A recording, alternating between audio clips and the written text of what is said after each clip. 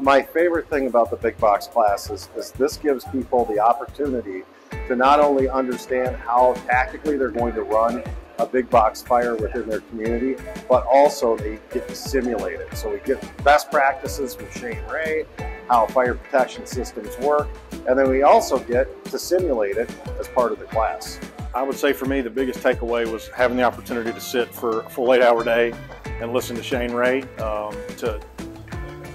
Probably the most in-depth coverage I've ever heard on sprinkler systems, and understanding the tactics and the strategy that we have to implement. This workshop's actually been pretty informative. There's a lot of stuff I think as company officers and command staff that we don't look at. We kind of look at the fire aspect of it, but we don't really look and take into consideration the built-in fire protection. So I think this one, having the keynote speakers and being able to highlight those things as a command officer, kind of gives me the ability to kind of forecast what's already going on in the buildings and then how to support them. Hello, I'm Shane Ray. I want to invite you to join me September 16th and 17th at the Alan V. Brunacini Command Training Center in Phoenix, Arizona for another great big box program with Blue Card. See you there.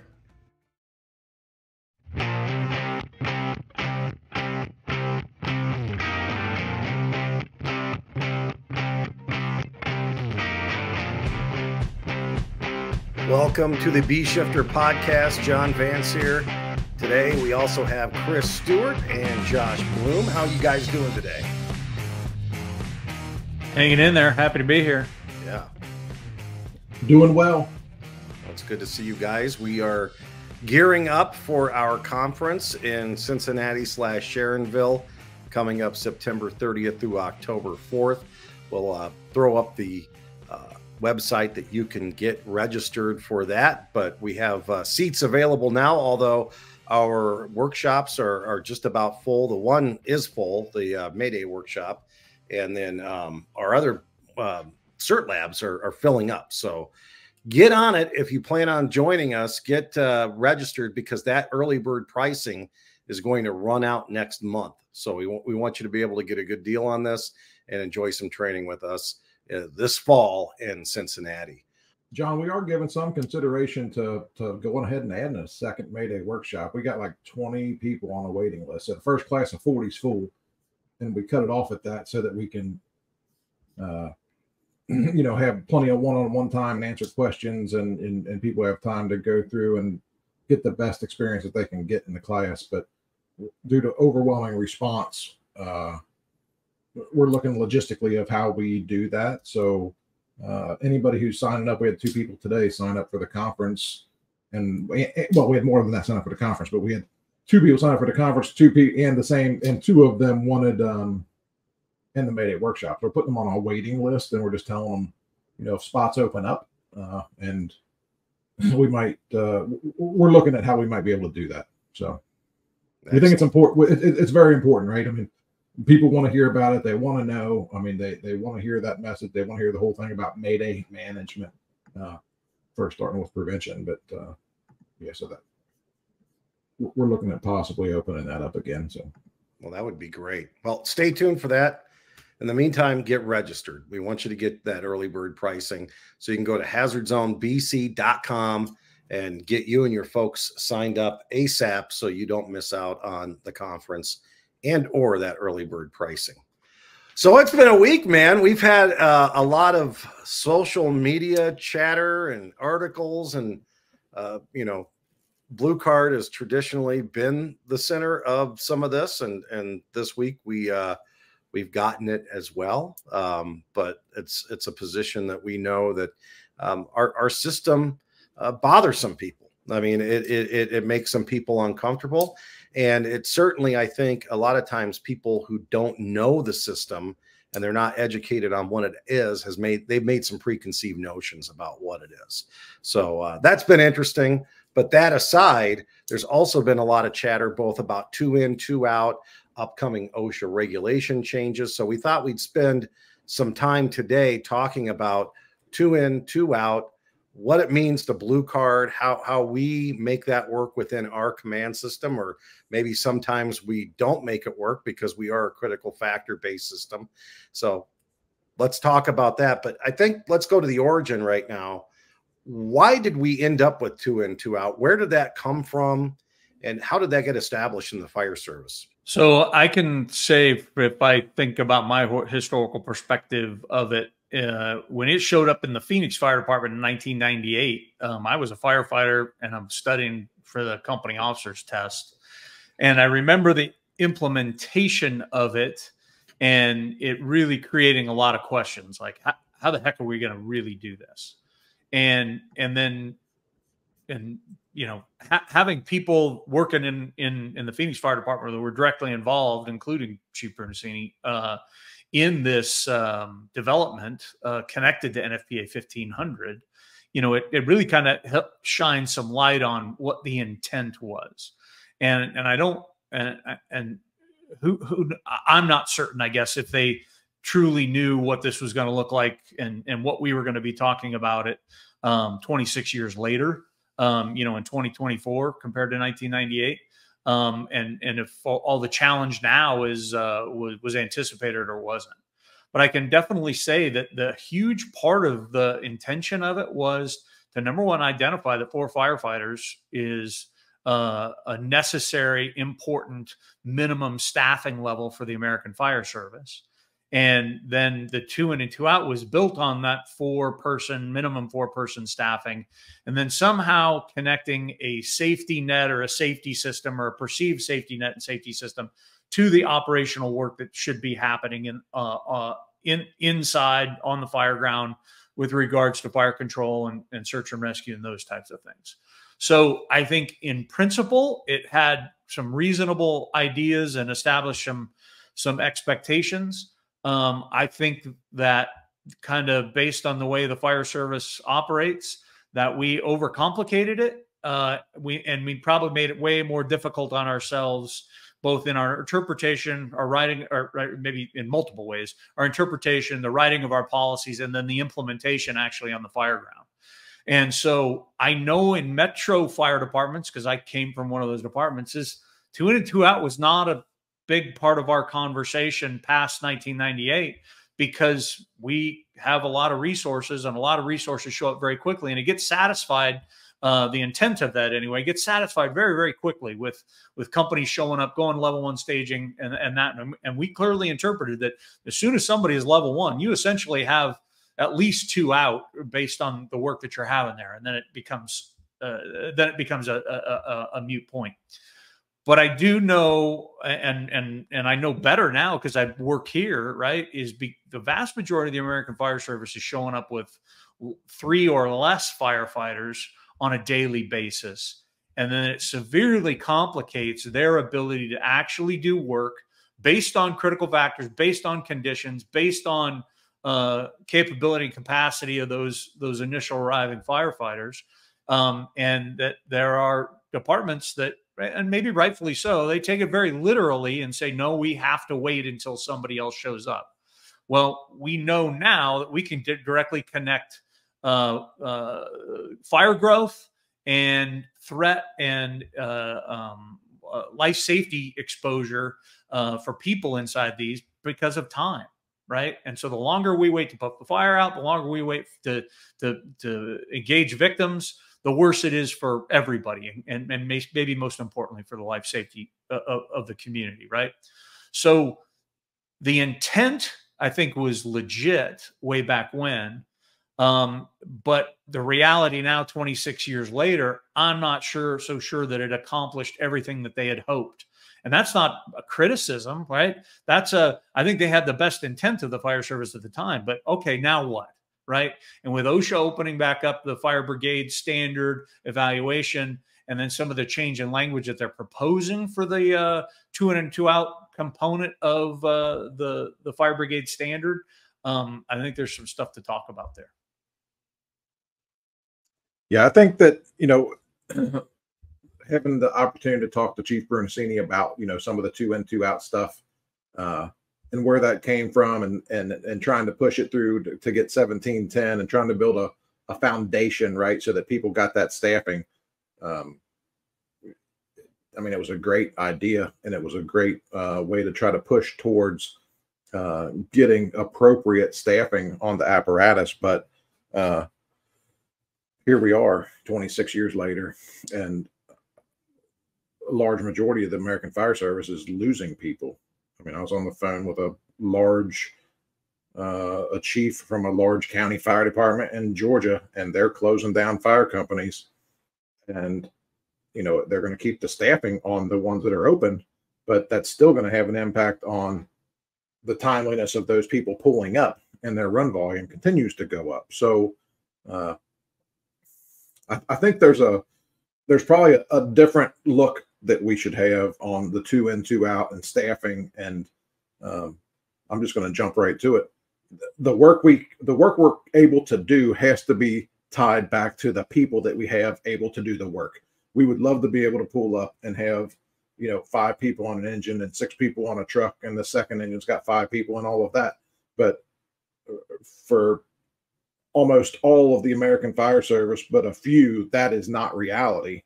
The reality is, whether it's a county fire department or a bunch of suburban fire departments coming together, it's, Chris, like you said, 2 or 3 person staffing. And that's just the reality of it. I'm not agreeing with it. I'm not saying that that's right, but that's the reality of what is happening. And then they have to come together to try to put enough resource at an incident in a timely manner, as you addressed, with fire control and getting to victims, right? And we know that time frame for getting to victims is closing down. It's getting smaller and smaller. So we for 15 years teaching Blue Card have not said that we didn't agree with 2 in, 2 out, but every time it came up in a class, a lot of our Pacific Northwest folks would say, you know, the 2 in, 2 out police will show up in the state of Washington. You know, it was kind of a joke like thing that they would say. And we always said, well, your second arriving piece is pulling up level 1 by the time you're, you know, probably getting your line to the front door in most cases. And if they're not, then, you know, you probably have to reconsider. But that can be the answer to your 2 in, 2 out piece. So I'm happy that this is coming up, and I'm happy that it's being looked at, and I'm happy that, you know, people are writing what they're writing about it, and hopefully we can come out of all of this with some sort of a solution, not today, but long term, with everybody putting their minds together of what does the real staffing for the American Fire Service look like? What does it need to be? And why are we really doing it? And it needs to be for a reason, not just because. Well, when you start talking about 2 in, 2 out in the application of it, how does that work with our risk management model, depending on what we have and the critical factors? What critical factors could we have that would maybe let us either know, well, I'm not worried about the 2 in, 2 out right now, or critical factors that say, you know, which I think it's the world that most of us live in, that we have too much work here to do, that this incident's going to escalate exponentially unless we take care of these things right now. But safety's got to be a factor in there somewhere. So let's address that a little bit. So I think that an interesting part of this is the way the 2 in and 2 out has existed up until this point. There's some caveats that come with it, right? Based on the fire size, incipient stage fire, we can act without necessarily having, you know, quote unquote, the 2 on the outside. And then the other part is a reasonable understanding or estimation that you have a life safety. You've got a victim. You've got somebody trapped, right? And so then those were the caveats. The way I'm interpreting the change to this is they're kind of taking away those caveats and really starting to hardline it, and you will wait regardless. So that's one thing that number one, I think is concerning, because when we start to rigidly apply this stuff and over legislate fireground tactics, it creates more problems, right? We'll be revisiting it again, and I'll probably have less hair at that point about it, because just than I do now. And then back to your original statement is, so what does it actually mean? That means that we actually have to have thinking firefighters, thinking company officers, thinking IC number 1 and thinking IC number 2s when they show up, because they have to be able to measure what's going on the fireground. You've got to actually understand what's going on from based on the conditions, the building integrity, and that idea of and the ability to actually forecast, okay, where's this going to be in a minute? Where's this going to be in 2 or 3 minutes? Where's it going to be if I don't act right now? And how are the problems for me and the victims going to increase here in the early on? And once we know and understand that, we tie that together in our system with critical factors and being able to identify those. And life safety is one of those critical factors. And there's things, regardless of what anybody will say, that, you know, you can, I guess you can take this idea of everything's occupied no matter what until we say it isn't. And you can take that position. Well, but if you're taking that position and you're not regarding the conditions and you're not regarding our actual ability to do something about it and survive, that and survive part's a kind of an important part. And we'll talk about that in a second, right? If we can't measure that, then we are going to put ourselves in some serious situations that we can't get ourselves out of. And when we do that, we make the incident about us. We do not make it about Mrs. Smith, right? We totally, man, we are for them in the community, and we'll do anything for them right up until somebody hears Mayday, Mayday, Mayday, and then it becomes the ultimate selfish endeavor on the fire ground. We've seen it. We've experienced it. We know that that's the case, right? So we've got to be able to do a good job at size up in the beginning and assessing what's going on and recognizing when life safety and things like that are actually critical and right now, and I can do something about it. I can either grab the victim and remove them from the fire. I can remove the fire from them. One of the two, but ultimately you need to get to the victim and get them out, right? If we don't do that and we don't assess that, then we have no ability to actually say we have a risk management plan or a risk management process. Because if we say, you know, if they're disconnected, if our critical factors and our risk management are disconnected, we are likely going to make bad strategy decisions, and we're likely going to make bad decisions about what we should do about the problem on the fire ground. So they have to be connected, and we have to be realistic about asking honest questions about the life safety problem, and simply not just assume they're there no matter what, no matter the conditions, no matter any information. And somebody even said it in one of our classes lately. We're really good at discounting certain information because of our biases, and we're really good at taking certain other information as the gospel based on our biases. So I'm trying to avoid all that and just make a good decision in the moment based on the conditions, based on the critical factor, and applying what level of risk how much risk are we willing to tolerate on the fire ground to get some work done right now. And we hear a lot from people who have very robust staffing, and they're arriving with 4 and 5 engines and a couple of trucks, and they're loaded. But the fact of the matter is, like Josh was alluding to, that most of the American Fire Service isn't that. And these scenes are so dynamic to have an always and a never and these hardline rules, because things change constantly. Our staffing at my department right now is different at this moment than it will be at 5 o'clock this evening. And we might go to places that are more rural, where that second wave of help isn't going to be there for 10 or 15 minutes. And I know as an IC, it's very easy to make a decision like, yeah, we're going to go in when I can see on the MDT that I've got 3 units that are just a couple of minutes out.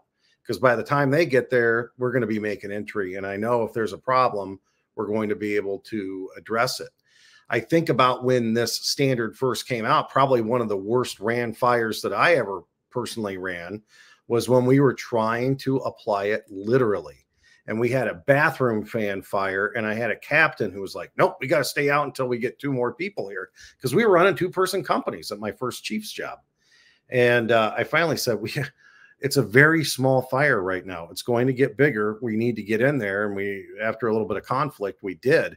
But that was where we were 20 some years ago with literally applying the standard, versus what I think we're at right now is an interpretation that is kind of loose and based on critical factors a lot of times, at least in the blue card system. Because in the blue card system, we don't really tell people, hey, you got to wait outside if you've got victims, or you got to wait outside if you've got an immediate fire problem. We want to address and get water on that as aggressively and sensibly as possible.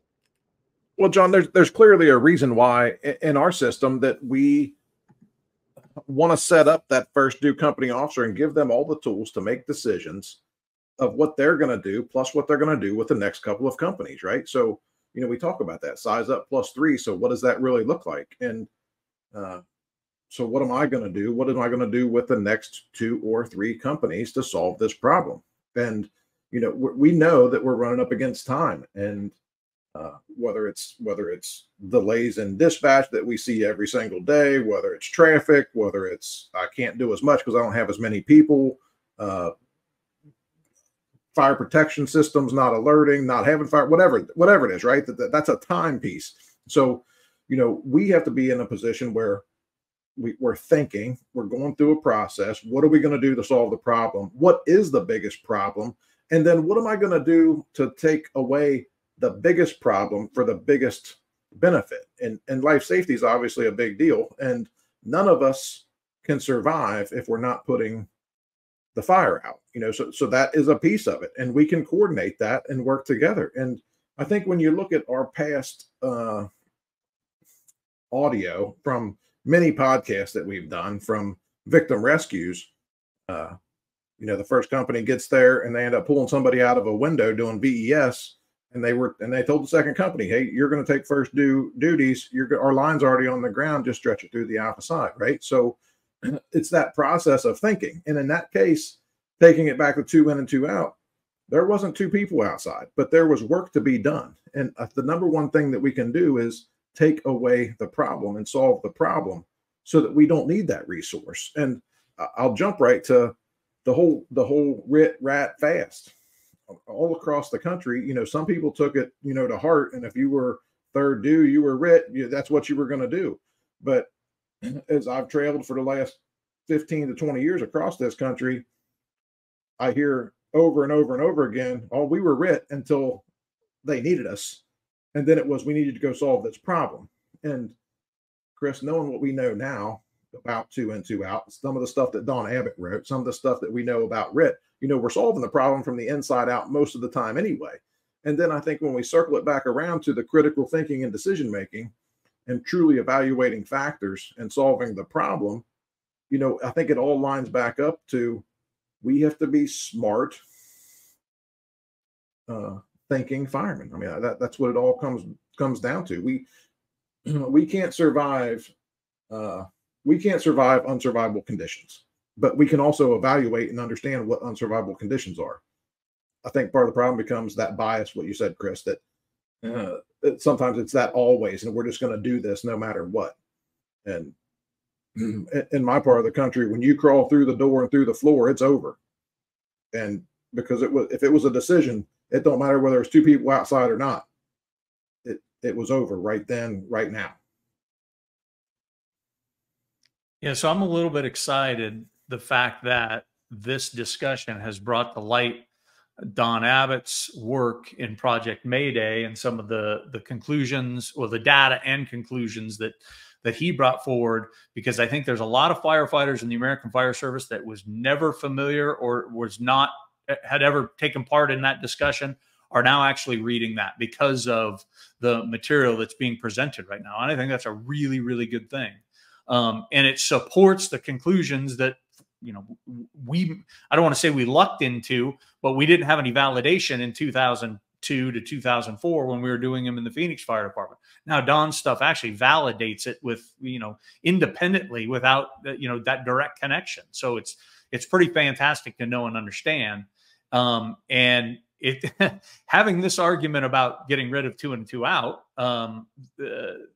also then there needs to be a continued conversation about RIC and rapid intervention, because I know in 2002 we said rapid intervention is not rapid, and our data, the Phoenix Fire Department data, now this data is demonstrating, and it has been demonstrating it actually for quite a while. That conversation needs to be had, right, and continued on, and totally separate from 2 in and 2 out. the staffing question has to. We can't just have a letter writing campaign to OSHA about our opinions about 2 in and 2 out, and then we go on our merry way thinking or accepting 2 and 3 person staffing across the American Fire Service is okay, and it's an effective way to do work, because it isn't. And then having continued conversations about actual decision making on the fire ground based on what is happening there, some knowledge and experience connected to it, and the real work that actually has to happen. And so it's not. I love people think they know what it is, but they don't know what it is, and that actually creates some pretty extreme positions and pretty extreme biases, and that's just what we're experiencing these days, right? I don't think it's anything new, and we just keep marching on and keep beating the drum. But I will tell you this: the blue card system has supported best actions, best thinking on the fire ground with the 2 in and 2 out standard or without the 2 in and 2 out standard. And so I really like the opportunity. If not that, then what? Well, I can talk about what in this system. What would that be? With a change? Yes. If this was Stewart's world, where would we go with it, do you think? Well, first and foremost, I'm thoroughly aware that it is not Stewart's world. My wife lets me know that regularly. And then what do I think it should be is I think it should be tied to decision-making and a decision-making process that's standardized for everybody, that can be demonstrated, trained, and exercised, and you can measure the performance on the fire ground. And strategic decision making right now is the only process I know that we have that where you can actually do that. That it's consistent for everybody. At least it's consistent for everybody in the blue card system. 40,000 firefighters and 4,000 fire departments, and that's in spite of what the knitting circles on the social media want to say, right? So it's that's the thinking part of that. That's what I would like OSHA to do. I'm not so sure how OSHA writes that into a standard, other than to say you have to have a decision-making process that meets these critical criteria in order to do that. And if you don't, then you have to follow a rigid do this or else. I don't know really of any other way to do it. And I don't know of a common sense, logical approach to it outside of that. We want all these rules. Some people want all the rules when it's convenient for them or when they can make a big deal about it. And I know that this is a sensitive thing for places and people, and I can't look any one day and not see it. And I get it. It's a big deal. But the whole PFAS thing, right? It is everywhere, every day, a post about it. Now, just here locally in Cincinnati, they just posted something about PFAS in the drinking water systems. And what does that mean, right? And I mean, I get it. It's important. It's critical. It's a big deal. And what we're talking about with 2 in, 2 out is a staffing thing, right? And there's so many things been written about staffing.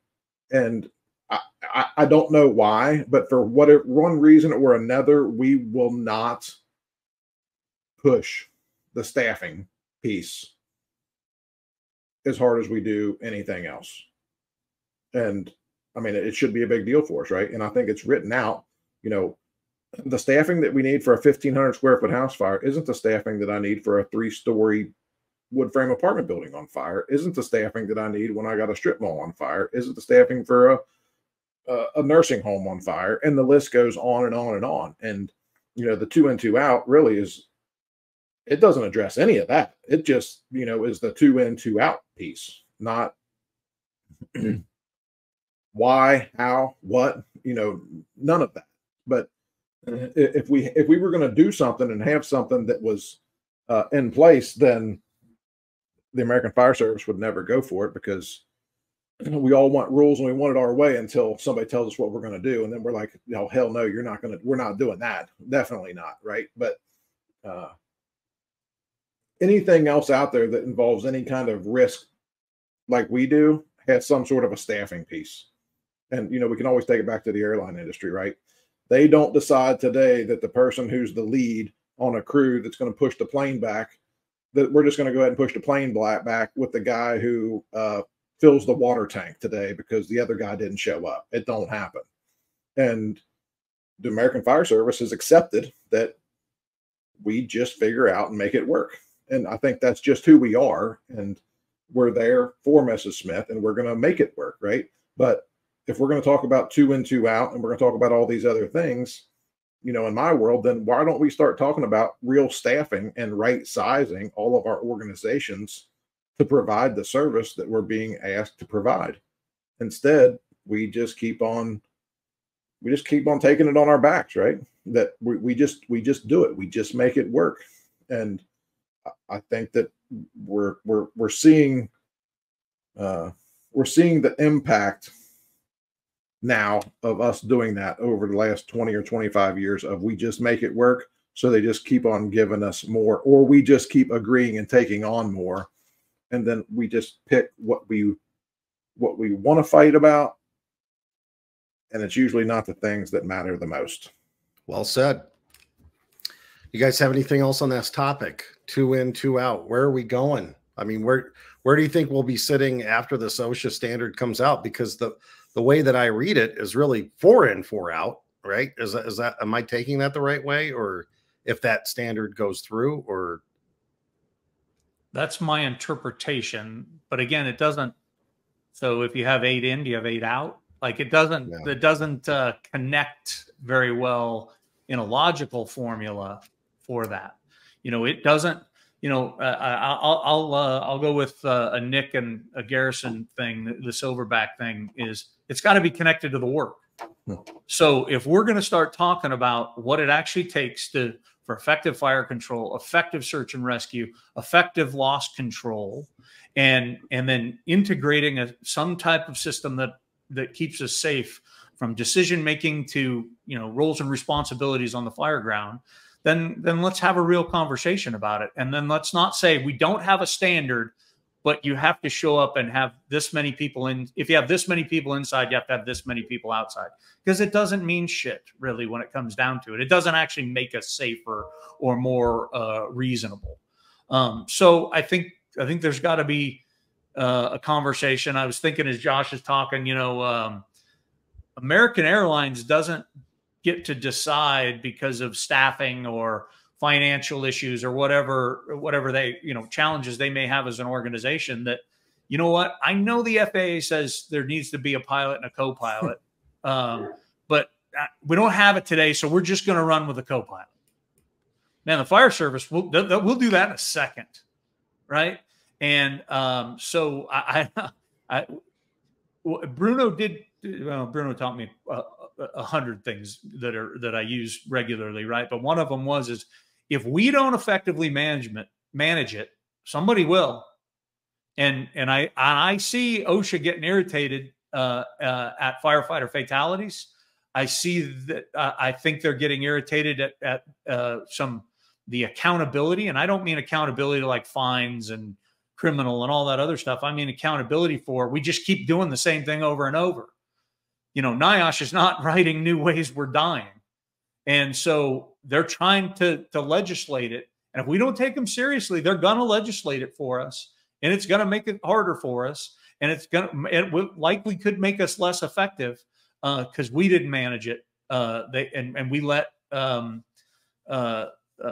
folks in and around Washington, D.C. manage it for the rest of us. And man, I don't know that's a world that includes real solutions. All right, let's do a timeless tactical truth.